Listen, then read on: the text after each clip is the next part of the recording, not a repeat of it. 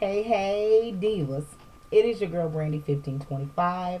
And as promised, I am coming at y'all tonight with the responses to your questions. Um, this would be the responses to the questions that I got on the Q&A video. So my goal is to keep this video, and I know it's going to be more than one video. It should be two videos at least, but my goal is to keep it under 10 minutes. So let's jump right into it. This will be the adult version for some of these questions. Okay. Uh, the first question that I got from one of my divas is she says, let me scoot this down a little bit.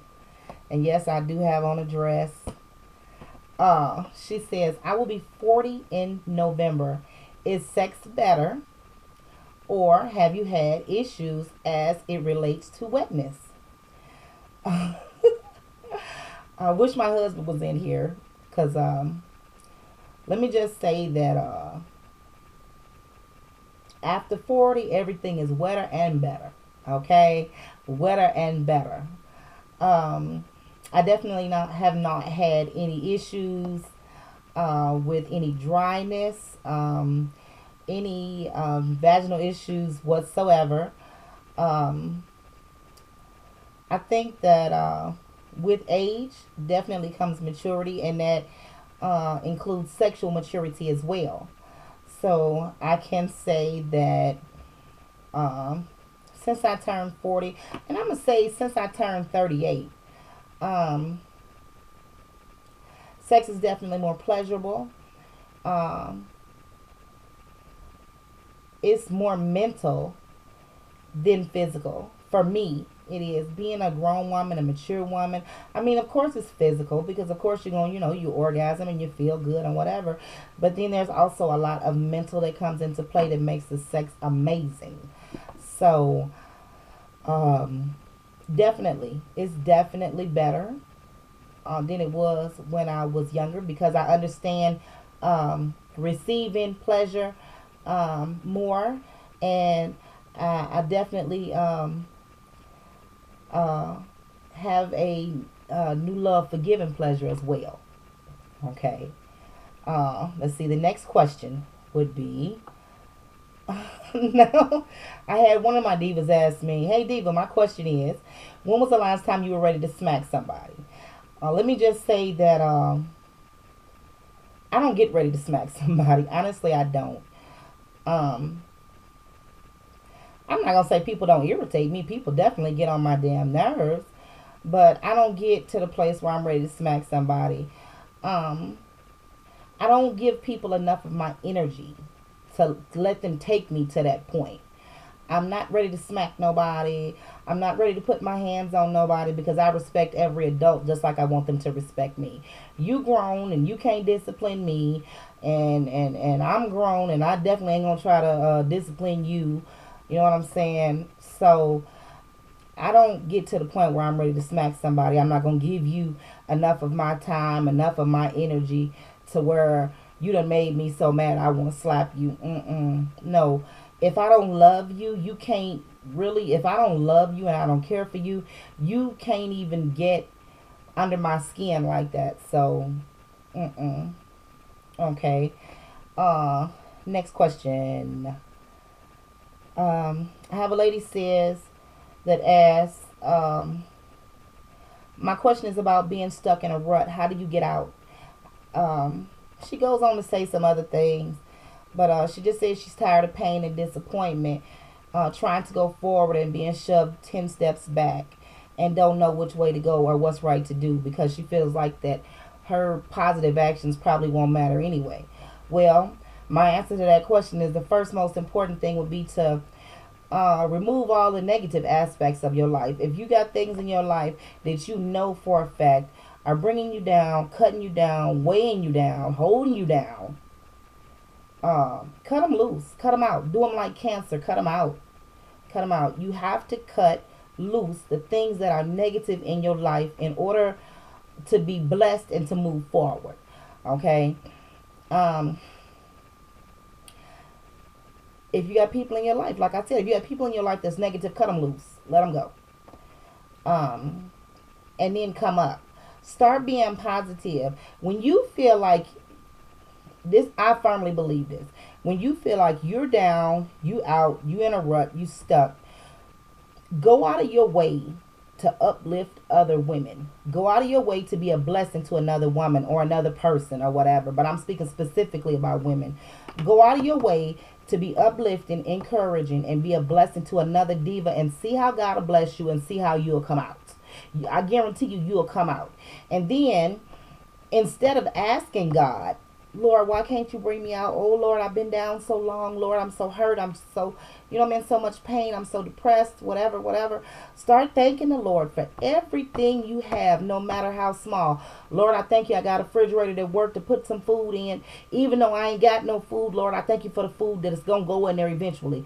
And watch how God will bless you. Stop asking and start thanking, and then God will bless you. Stop cut the negativity out of your life and be a positive for other people, and see how God will bless you. That's how I'm going to answer that one. Okay, let's see. What, another diva asks, what is your experience with relationships or first love or heartbreaks? Let me start off by saying that I have been married twice. Okay. Yep, that's a secret. Woo! Something random about me that y'all didn't know. I've been married twice. I was married to my oldest child's father for over 10 years. And then my younger two children are with my husband that I'm married to now. And we've been together 12 years. So I can say I have a lot of experience with relationships. First loves. I have had some heartache and some heartbreak. All I can say is be a woman. Stand up and be the woman that you know you should be, and eventually the things that you're going through will fall in line. And if they don't, get further. If they don't, move on, get further. That's right. Life is too short to be unhappy, to be stuck, to be miserable. Move on. For real. It's too short. Move on. I mean, if you feel like there's potential and you feel like both of y'all still fighting, even though y'all having a rough period, then hang in there. But if not, move on. Get further. Get further. As my daddy would say, get further. That was a broad question. So if you want to come back, and I'm sure you know who you are that asked that question. If you want to come back and you want to ask something specific, I'll answer it. Okay. Let's see. One diva says, I must say, I thought you were in your 30s like myself. You look good, Brandy 1525, and I love your hair. Thank you so much. Thank you so much for loving this hair. Oh, I think I spit. Thank you so much for loving this hair.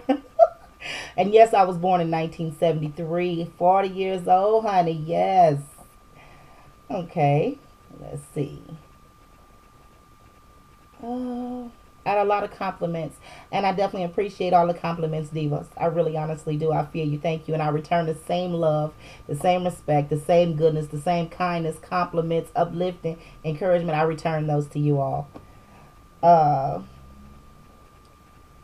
Let's see.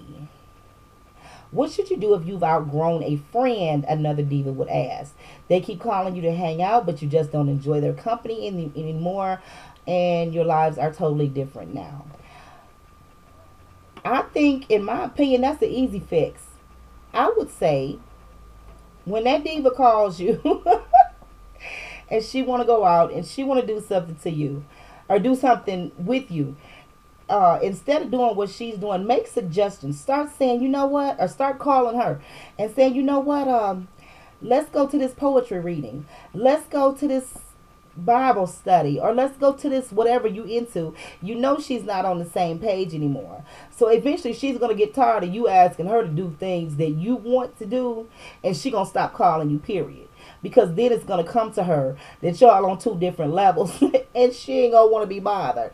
Oh, she lame now. She's she boring, she only want to do such and such and so, she only concerned with so, and they gonna stop bothering you because you don't want to do nothing they want to do. Turn her down and then say, no girl, let's not go to the club, let's go to a poetry reading. No girl, let's not go to the bar, let's go to a Bible study. You know what I'm saying? I guarantee you that's gonna get her off your line. Okay. And then once you get her off your line, let her know, you know what, Diva, you know what, I love you, I got love for you, but our lives is in two different areas. You know, we cool.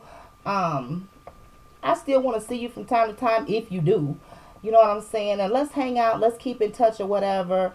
But we just, you know, we just in two different areas right now. Okay. Let's see. Ooh. 10 minutes. I done hit to 10 minutes. Okay. I'm going to go a little bit over. I'm sorry.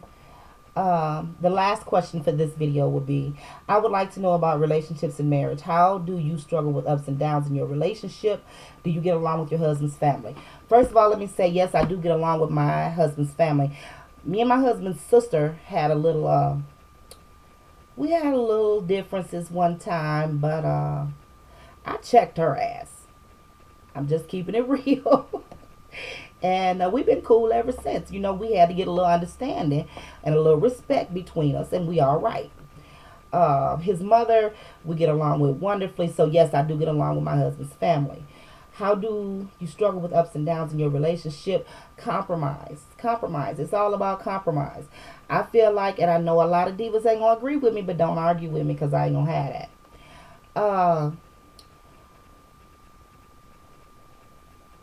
As women, we have to know our place. Know your place. It's simple as that. Know your place. If you have a husband or you have a man or whatever, then you can't be the man. You know, if you got a man, you can't be the man. Whether you make more money, whether you run the household or not, you still cannot be the man. I'm not saying bow down. I'm not saying walk behind or cower underneath your man or whatever, let him get away with whatever. But I'm saying that in a relationship, you have to know your place. You know, you have to know when to say, you know what, that's all right, I'm gonna let it go. And you have to let it go.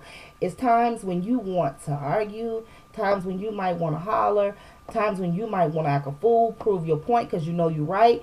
But you just have to say, you know what, it's not worth it. Proving my point is not worth it this time. It's no benefit to it. You have to know when to choose your battles. I know how to choose my battles. I know that if my husband wake up full of hell, I'm just going to leave him alone. You know what I'm saying? And my husband is not a morning person, so we wake up full of hell a lot. I know just to leave you alone. You know what I'm saying? I know this ain't your time of day, so I'm just going to leave you alone until you get ready to talk at about 1. You know what I'm saying? And then we all good. If you got a struggle or argument going on and it's about something petty, let it go. Let it go. If it's not going to cause you to be homeless, cause your children to be in danger, cause you to lose your job, make a major difference in your relationship, in your marriage, in your life, let it go. It's not that serious. Let it go. You'll save yourself. You'll save yourself from hurt by learning to let go. Because if you let that argument perpetuate, then you'll be done slipped and said something you really didn't mean or expressed something that you really needed to keep to yourself. So I say let it go. It's all about compromise. I compromise with my husband and he does the same for me. I know it's times when I get on his nerves and he wish I just shut the fuck up. You know what I'm saying? And I probably should have shut the fuck up, but I didn't because I didn't want to. And he'll just let it go. He'd be like, all right, Brandy, whatever. All right, mommy, whatever. And he going on about his business. He go in the other room and play his Xbox, watch ESPN, Sports Center, whatever. Go in the bathroom and listen to some music. You know, take the dog for a walk or whatever. You have to learn to let it go. You have to be willing to compromise. And then you have to know your place. That's how I feel. I know my place. It's been times in our relationship, it's been times in 12 years where I made more money than my husband. Definitely. You know what I'm saying? But I still recognized and realized that he is the man of the house, no matter what I'm doing. He's still the man. He's still the head, and we are the body. You know what I'm saying? I don't stand behind my husband. I stand beside my husband, but I let him lead by choice, because that's the way it should be. So I'm gonna wrap this up. I definitely appreciate your questions. The rest of the questions about questions about my hair and my makeup and things like that, I will get to those in the next video. I definitely appreciate you watching, divas. I'm headed to 16 minutes and I'm finna cut it off. Thank you so much. Thank you so much for being my subscribers, for paying attention to my low raggedy self. You know what I'm saying? I appreciate you. All right, divas. Mwah, be beautiful.